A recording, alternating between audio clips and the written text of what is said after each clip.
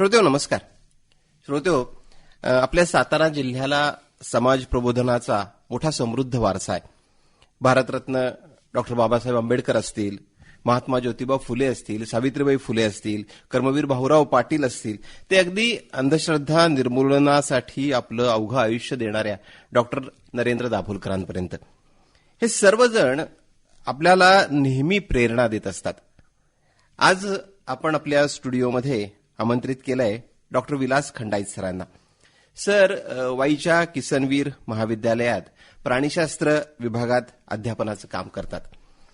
सरांना आज आपण भेटणार आहोत एका वेगळ्याच आणि आनंद देणाऱ्या गोष्टीसाठी. सरांनी नुकतीच जादूटोणा विरोधी कायदा हा विषय घेऊन डॉक्टरेट प्राप्त केली आहे. म्हणजे सातारा जिल्ह्याला जो अंधश्रद्धा निर्मूलनाचा चळवळीचा जो वारसा आहे तो वारसा पुढे नेण्याचं काम डॉक्टर विलास खंडाईत सरांनी केलेलं आहे. आणि महाराष्ट्रातले हा विषय घेऊन डॉक्टरेट करणारे सर पहिले ठरलेले आहेत. हा देखील आपल्या सातारा जिल्ह्याच्या दृष्टीनं अभिमानाचा विषय आहे. त्यांची डॉक्टरेट समाजाला आणखीन काहीतरी नवीन माहिती देणारी, ऊर्जा देणारी, प्रबोधन करणारी नक्की असणार आहे.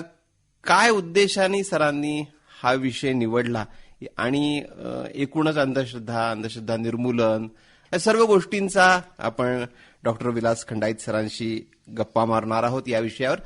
खंडाईत सर, सर्वप्रथम आपलं अभिनंदन, आकाशवाणीच्या स्टुडिओत आपलं स्वागत.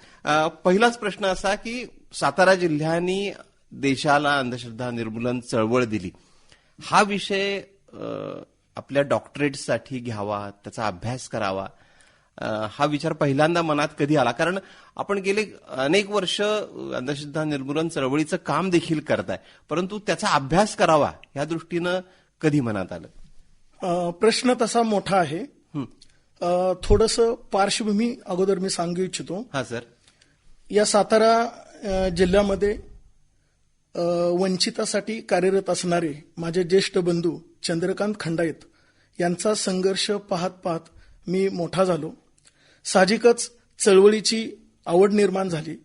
या चळवळीच्या निमित्तानं प्रकाश आंबेडकर असतील, श्याम मानव असतील, डॉक्टर नरेंद्र दाभोलकर असतील, डॉक्टर आह साळुंखे असतील, डॉक्टर भारत पाटणकर असतील, यांच्याशी सहवास साधता आला. वेगवेगळ्या मुद्द्यावरती चर्चा करता आली. त्यामुळे नेमकी चळवळ काय, कशी केली पाहिजे, समाजाला कोणत्या मुद्द्यावरती काम करणं अपेक्षित आहे हे कळू लागलं. साहजिकच विज्ञानाचा शिक्षक असल्यामुळं समाजामध्ये वैज्ञानिक दृष्टिकोन जनजागृती करणं गरजेचं आहे, त्याचा प्रचार करणं गरजेचं आहे, हे मनावरती बिंबलं. आणि त्यानिमित्तानं आमच्या किसनवीर महाविद्यालयामध्ये सुद्धा डॉक्टर नरेंद्र दाभोलकरांना कार्यक्रमाच्या निमित्तानं मी बोलवलं होतं. वैज्ञानिक दृष्टिकोन विद्यार्थ्यांच्या मध्ये रुजवण्याच्या संदर्भात तसा कार्यक्रम यशस्वी झाला होता. आणि तिथपासून म्हणजे गेले 15-16 वर्षापूर्वीपासून या चळवळीशी माझा संबंध आहे. त्यानंतर या अनुषंगानं प्राध्यापक श्याम मानव यांच्याशी सुद्धा चर्चा झाली. आणि चळवळीत काम करत असल्यामुळं आणि विज्ञानाचा शिक्षक असल्यामुळं खरं तर मी या विषयाकडे वळलो. कारण या कायद्याला एक आगळं वेगळं महत्व आहे. कारण यासाठी डॉक्टर नरेंद्र दाभोलकरांना आपल्या प्राणांचं बलिदान द्यावं लागलं. ही अत्यंत म्हणजे दुःखद घटना आहे किंवा पुरोगामी महाराष्ट्राला काळिंबा फासणारी अशी एक दुःखद घटना आहे.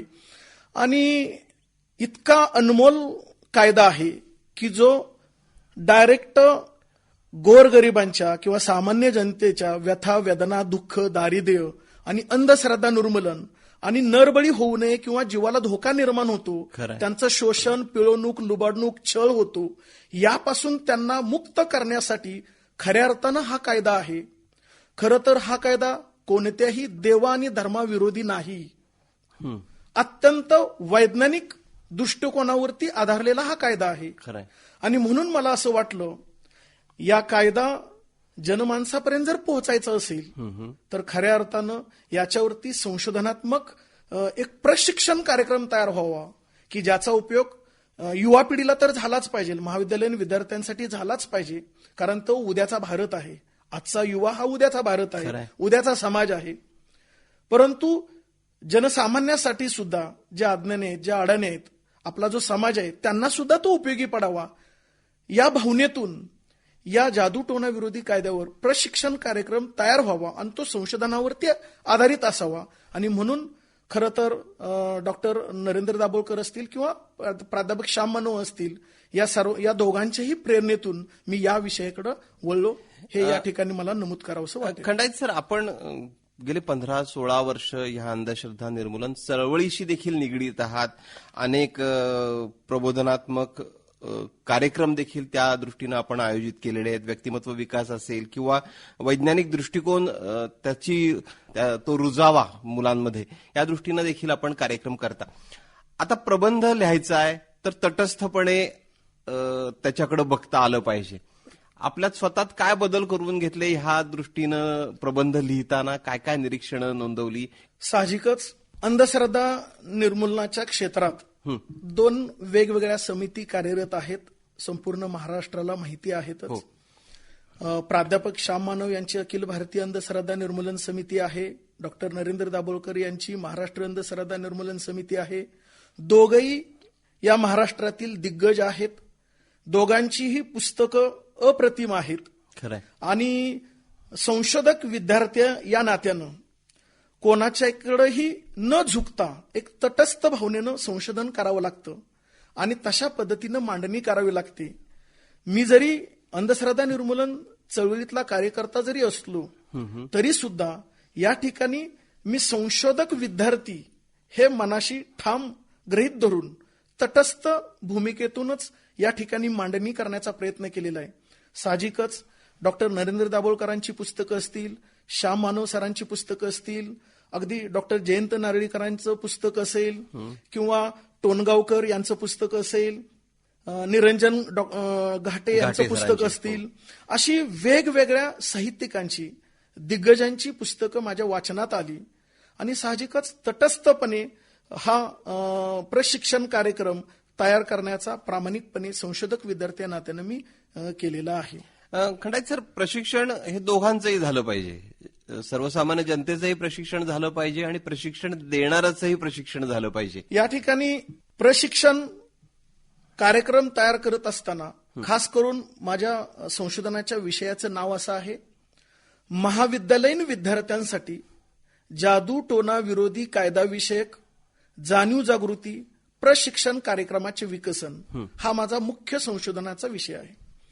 यामध्ये महाविद्यालयीन विद्यार्थी केंद्र बिंदू मानून हा संशोधनचं कार्य मी पूर्ण केलेलं आहे. त्यामुळं युवकांना नेमक्या कशा पद्धतीनं प्रशिक्षण दिलं गेलं पाहिजे, कारण आजचा युवक उद्याचा समाज आणि भारत आहे. हा संवेदनशील वयोगट आहे. याच वयामध्ये विद्यार्थ्यांच्या मनामध्ये परिवर्तन होऊ शकतं आणि ते कायमचं टिकू शकतं. आणि म्हणूनच याच वयोगटातील मुलं, म्हणजे सर्वसाधारण FY, BA, BCom, BSc ची जी मुलं आहेत, 12वी पास झालेली, ही मुलं फ्री सापडतात. आणि त्यांच्यावरती जर योग्य वेळी योग्य संस्कार केले, वैज्ञानिक जाणीव जागृती जर बिंबवली, तर खऱ्या अर्थानं त्यांच्यात कायमचा अमूलाग्र बदल होईल. हे बेसिक पक्क असल्यामुळं मी खरं तर तो वयोगट केंद्रबिंदू मानला आणि त्यांच्यावर प्रशिक्षण कार्यक्रम तयार केला. हा करत असताना बरोबर आहे की प्रशिक्षण देणाऱ्याचंही प्रशिक्षण झालं पाहिजे आणि करणाऱ्यांचं जे घेतायत त्यांचंही योग्य प्रमाणे झालं पाहिजे. हा मुद्दा किंवा हा प्रश्न अगदी बरोबर आहे, नेमका आहे. मी स्वतः प्रशिक्षण कार्यक्रम तयार करण्यापूर्वी माझं स्वतःचं प्रशिक्षण डॉक्टर नरेंद्र दाभोळकर यांची अनेक व्याख्यानं मी स्वतः ऐकलेले आहेत. बरोबर. त्यांच्या CDs मी पाहिलेले आहेत, त्यांची पुस्तकं वाचन केलेली आहेत. त्यानंतर प्राध्यापक श्याम मानवांची प्रशिक्षण कार्यक्रम 5-5 दिवसाची शिबिरं मी स्वतः अनुभवलेले आहेत, ऐकलेली आहेत. त्यानंतर त्यांची पुस्तकं वाचन केलेली आहेत. ह्या दोघंही दिग्गजांची प्रशिक्षण स्वतः मी 1-1, 2-2, 5-5 दिवसाची अनुभवलेली आहेत. त्यामुळे नेमकं प्रशिक्षण कसं घेतलं पाहिजे, कसे मुद्देसूद मांडणी असायला हवी, या पद्धतीनं साहजिकच माझं प्रशिक्षण झालं असल्या कारणानं बऱ्यापैकी कॉन्फिडन्स डेव्हलप झालेला होता. आणि विद्यार्थ्यांचं प्रशिक्षण घेताना जरा प्रबोधनाची पातळी थोडी हलक्या स्वरूपाची असायला हवी. खरंय. कारण त्यांना ते जड जाता कामा नये. हसत खेळत प्रबोधन झालं पाहिजे. त्यांना आवड निर्माण झाली पाहिजे. अधूनमधून प्रयोग चमत्कारांचं सादरीकरण झालं पाहिजे. त्यानंतर एखादी डॉक्युमेंटरी फिल्म, कारण सलग जर प्रबोधन झालं, व्याख्यान झालं तर मुलं कंटाळतात. खरंय. आणि ते कंटाळवाणी झालं की मग प्रशिक्षण परिणामकारक होणार नाही. मग मुलांची मानसिकता लक्षात घेऊन, त्यांचं वय लक्षात घेऊन, ह्या सर्वाचा विचार करून, सर्व पैलू, अद्ययावत पैलूंचा वापर करून आपण हे प्रशिक्षण कार्यक्रम तयार केला आहे. खंडायत सर, प्रशिक्षणासाठी आपण मुलं महाविद्यालयीन निवडली, परंतु असं आपल्याला वाटतं का की शालेय अभ्यासक्रमातच या गोष्टींचा अंतर्भाव केला तर मुलांची जे जडणघडणीचं वय असतं, त्यांची मानसिकता ज्या वयात घडत असते त्याच वयात जर का त्यांना ह्या गोष्टींची माहिती करून दिली तर अंधश्रद्धा थोड्याशा त्यांच्या मनातनं कमी होतील किंवा येणारच नाहीत? अगदी बरोबर आहे. विद्यापीठ पातळीवरती खऱ्या अर्थानं अध्यासन केंद्र निर्माण व्हावीत. कारण अध्यासन केंद्र विद्यापीठ पातळीवरती निर्माण झाल्यानंतर त्याच्यावरती संशोधनात्मक चर्चा होईल, त्याच्यावरती संशोधनात्मक पेपर येतील, पुस्तकं येतील, विपुल असं साहित्य निर्माण होईल. आणि त्या अध्यासन केंद्रामुळं भविष्यात महाविद्यालयीन स्तरावरती तो विषय, जसं की पर्यावरण जनजागृती व्हावी म्हणून पर्यावरण विषय हा सक्तीचा आहे. खरंय. अगदी त्याच पद्धतीनं जर महाविद्यालयीन विद्यार्थ्यांच्या मनातील न्यूनगंड असतील, अंधश्रद्धा असतील, ह्या जर कायमच्या दूर करायच्या असतील किंवा त्याचं समूळ उच्चाटन करायचं असतील किंवा सेल्फ कॉन्फिडन्स असणारे विद्यार्थी जर निर्माण करायचे असतील तर साहजिकच महाविद्यालयीन स्तरावरती अशा पद्धतीचा विषय सक्तीचा होणं गरजेचं आहे. तरच खऱ्या अर्थानं अंधश्रद्धा निर्मूलन होण्यास मदत होईल. कारण विषय सक्तीचा असला की मुलं अभ्यास करतील, वाचन करतील, चिंतन करतील आणि त्याच्यानुसार त्यांचीही मतं तयार होतील आणि अंधश्रद्धा निर्मूलन होण्यास नेमकेपणानं खऱ्या अर्थानं या ठिकाणी मदत होईल. खंडायत सर, एक वैयक्तिक प्रश्न. आपण दोघांनाही खूप जवळून अनुभवलं, डॉक्टर श्याम मानव असतील किंवा डॉक्टर नरेंद्र दाभोळकर असतील. हे दोघांची बलस्थानं काय सांगता येतील तुम्हाला? जवळून तुम्ही अनुभवलंय दोघांना. दाभोळकर हे संपूर्ण महाराष्ट्रालाच नव्हे तर देशाला नाव परिचित आहे. डॉक्टर नरेंद्र दाभोळकर म्हटलं की अंधश्रद्धा निर्मूलन हा विषय समोर येतो, हे सर्वांना परिचित आहेच. पण दाभोळकर फॅमिली माझ्या माहितीप्रमाणे फक्त अंधश्रद्धा निर्मूलन एवढंच त्यांचं काम नाही. व्यसनमुक्ती असेल किंवा इतरही विज्ञानवादी दृष्टिकोन असेल, वेगवेगळ्या, अगदी एक गाव एक गणपती असेल, एक गाव एक पानवटा असेल, या पद्धतीनं वेगवेगळ्या सामाजिक प्रश्नावरती त्यांनी जन आंदोलनं छेडलेली आहेत. असे वेगवेगळे पैलू त्यांच्याकडे आहेतच. आणि डॉक्टर नरेंद्र दाभोळकरांची जी काय पुस्तकं आहेत, माझ्या संशोधनासाठी त्या पुस्तकांचा अत्यंत चांगला उपयोग झाला. कारण त्यांची मांडणी जी आहे ती अगदी चिकित्सक मुद्देसूद संशोधनाला उपयोगी पडेल अशा पद्धतीनं, तार्किक पद्धतीनं नक्कीच आहे. त्यामुळे त्यांच्या पुस्तकाचा मला या ठिकाणी आणि संवादी देखील होती. समोरचा माणूस सहज संवाद साधू शकायचा डॉक्टर नरेंद्र दाभोळकरांशी. बरोबर. डॉक्टर श्याम मानवांविषयी काय सांगाल? प्राध्यापक श्याम मानव खऱ्या अर्थानं म्हणजे त्यांच्या व्याख्यानाच्या मांडणीला मी फार प्रेरित झालो. त्यांची भाषाशैली प्रचंड समृद्ध आहे, ओघवती भाषा आहे आणि नॉनस्टॉप 3 तास 5 तास 1 दिवस बोलण्याची त्यांची क्षमता आहे. खरं तर ते इंग्रजीचे प्राध्यापक असल्यामुळं साहित्यिक अंग त्यांच्याकडे आहे. आणि महत्वाच्या महाराष्ट्रातील जी काय दैनिके आहेत त्यामध्ये तरुण भारत असेल, लोकमत असेल, अशा दैनिकामधून त्यांनी सहसंपादक म्हणून काम केलेलं आहे. त्यामुळं भाषेवरती, लिखाणावरती त्यांचं प्रभुत्व आहे. आणि साहजिकच त्यांची मांडणी डायरेक्ट अशी भिडते आणि बोलत असताना ते पुढच्यावरती सहज बोलताना आपली छाप पाडू शकतात. या पद्धतीनं ताकद आहे आणि साहजिकच त्यांचाही प्रभाव माझ्यावरती खूप आहे. आणि म्हणूनच मी अबाहनीस या चळवळीशी जोडलं गेलं. खंडाईत सर, पुन्हा एकदा अंधश्रद्धा निर्मूलन, अंधश्रद्धा या गोष्टींकडे वळू आपण. मुक्त अर्थव्यवस्था, समृद्धी, इंटरनेट, जग हे खेड आहे, ह्या सर्व संकल्पना आपण अनुभवत असताना असं वाटत होतं की अंधश्रद्धांचं प्रमाण कमी होईल, शहरी भागात तरी कमी होईल, खेड्यातल्या अंधश्रद्धा हळूहळू दूर होतील. आपली काय निरीक्षण आहे? दोन्हीकडे अंधश्रद्धा अजूनही तितक्याच प्रमाणात टिकून आहेत? अत्यंत चांगला प्रश्न आहे. कारण ज्यावेळेला अंधश्रद्धा निर्मूलनाच्या संदर्भात व्याख्यानाच्या निमित्तानं शाळा महाविद्यालय असतील किंवा ग्रामीण भागामध्ये मी जात असतो, त्यावेळेला लोकांचा असा पहिला प्रश्न असतो की आम्ही सुधारलेलो आहोत, उच्च शिक्षा विभूषित आहोत, आम्हाला अशा मार्गदर्शनाची गरज नाही. खेडोपाडी ग्रामीण भागामध्ये किंवा आदिवासी एरियात याची गरज आहे. तर माझा संशोधनाचा सर्वे असा सांगतो की ग्रामीण भागामध्ये, खेडोपाडी किंवा आदिवासी एरियात अंधश्रद्धा निर्मूलनाची गरज आहेच, परंतु त्याच्यापेक्षाही जास्त अंधश्रद्धा निर्मूलनाची गरज ही शहरी भागामध्ये उच्च शिक्षा विभूषित लोकांच्या मध्ये आहे. हे मी अगदी काही थोडकी उदाहरण देऊन मी पटवून देऊ शकतो. हा सर, उदाहरण देतो.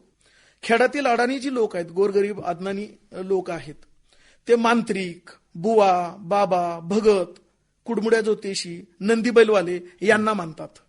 पण शहरातील उच्च शिक्षा विभूषित लोक जे आहेत ते महाराज, अम्मा, आंटी, बाबा अशा पद्धतीनं दिग्गज वेगवेगळे जे मान्यवर आहेत त्यांची त्याच भावनेनं, तितक्याच ताकदीनं ते श्रद्धावान असतात.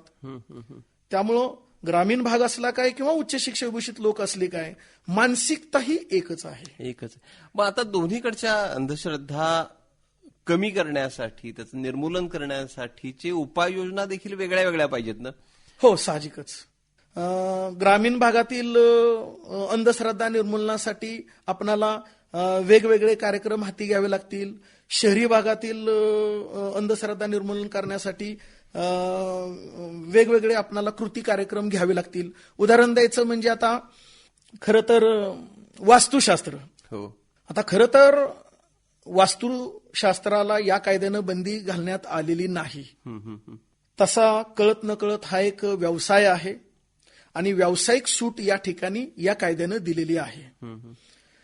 परंतु जो वास्तू विशारद म्हणून 5 वर्षाची डिग्री ज्याने घेतलेली आहे, आर्किटेक्चर जो आहे, त्याने एखाद्या घराचा प्लॅन केला, तर तो प्लॅन केल्यानंतर तो खरं तर लगेच मंजूर झाल्यानंतर घर बांधणी करायला हवी. पण आपल्या समाजामध्ये उच्च शिक्षा विभूषित लोक सुद्धा जे बंगलो बांधतात, ती सुद्धा आर्किटेक्चरकडून प्लॅन करून घेतल्यानंतर जो समाजातला त्यांचा जो काय मानलेला जो कोण गुरु असेल, जो कोण व्यक्ती असेल, त्याच्याकडून तो प्लॅन दाखवतात आणि त्यानं जर ग्रीन सिग्नल दिला तरच तो प्लॅन मंजूर. खिडकी या बाजूला हवी आहे, किचन कट्टा या बाजूला हवा आहे. या बाबतीत निसर्गाचे नियम पाळले पाहिजेत आणि ते जे 5 वर्ष शिकणार आहे तो प्लॅन करताना ते पाळतच असतो. बरोबर आहे. त्यामुळे त्याचं ज्ञान हे त्यातलं तज्ञ म्हणूनच आपल्याला त्याच्या प्लॅन प्रमाणे केलं पाहिजे. यामध्ये फक्त प्रकाश घरामध्ये येणं, हवा खेळती राहणं हे मूलभूत महत्वाचं आहेच. परंतु मला मुद्दा या ठिकाणी नमूद महत्वाचा असा करायचा होता की इथपर्यंत कायद्याचा विरोध नाही, अंधश्रद्धा निर्मूलन चळवळीचा विरोध नाही. मूळ महत्वाचा मुद्दा असा आहे की जर तुम्ही असं काही केलं नाही, बदल घरातले केले नाही, तर तुमचं भविष्यात काहीतरी चुकीचं घडेल, घरातलं जे दुःखद घटना आहेत ती त्यामुळं घडतील, अशी जी भीती दाखवली जाते ती अनाठायी आहे. आणि या पुढच्या महत्वाच्या मुद्द्याला अंधश्रद्धा निर्मूलन चळवळीचा विरोध आहे किंवा कायद्याचा विरोध आहे. भीती दाखवू नये. बरोबर. म्हणजे या पद्धतीनं वैचारिक लोकांचं सुद्धा कृती कार्यक्रम करावे लागतील, प्रबोधन करावं लागेल. सर, आपण जो प्रबंध लिहिलेला आहे तो जर का पुस्तक रूपात आला तर सर्वसामान्य लोकांना त्याचा खूप उपयोग होईल, तर त्या दृष्टीनं काही विचार आपण करताय का? हो. मुळातच माझं संशोधनाची जी काही 5-6 उद्दिष्ट आहेत त्यात सर्वात शेवटचं उद्दिष्टच असं मी जाणीवपूर्वक घेतलेलं होतं की महाविद्यालयीन विद्यार्थ्यांसाठी असेल किंवा समाजासाठी असेल, त्यांची जाणीव जागृती विकसित करण्यासाठी खऱ्या अर्थानं एक पुस्तिका असायला हवी जनजागृती करण्याच्या संदर्भात आणि ते उद्दिष्ट समोर ठेवून संशोधनावर आधारित प्रशिक्षण कार्यक्रम तयार केलेली पुस्तिका तयार झालेली आहे आणि ती लवकरच सध्या कोरोनाचा लॉकडाऊनचा कालखंड कसा आहे बघून त्याच्यानुसार माननीय कलेक्टर साहेबांची परवानगी घेतल्यानंतर लवकरच ते समाजासाठी प्रबोधनासाठी ते पुस्तक नक्कीच प्रकाशित करणार आहोत. मला वाटतं डॉक्टर विलास खंडाईत सर, आपण केलेली जी डॉक्टरेट आहे त्याच्यासाठी निवडलेला जो विषय आहे तो विषयच आपण गेल्या अनेक वर्ष ज्या चळवळीत काम करताय त्याचा अभ्यासक म्हणून केलेला अभ्यास आहे आणि ह्या डॉक्टरेटचा त्याचं ज्या वेळेला पुस्तक निघेल त्यावेळेला समाजाला नक्की उपयोग होईल एका वेगळ्या विषयावर आणि त्यात देखील महाराष्ट्रातले पहिले ठरलेले आपण अंधश्रद्धा निर्मूलन समितीच्या कार्यावर किंवा एकूण जादूटोणा विरोधी कायद्यावर आणि त्यातल्या प्रशिक्षणावर जी डॉक्टरेट केली त्याबद्दल पुन्हा एकदा आपलं हार्दिक अभिनंदन. आपण पहिले आहात महाराष्ट्रातले या विषयातले आणि त्या डॉक्टरेट विषयी आपल्या प्रबंधाविषयी सातारकर श्रोत्यांना आपण जी माहिती करून दिलीत त्याबद्दल आपले आभार. नमस्कार. नमस्कार.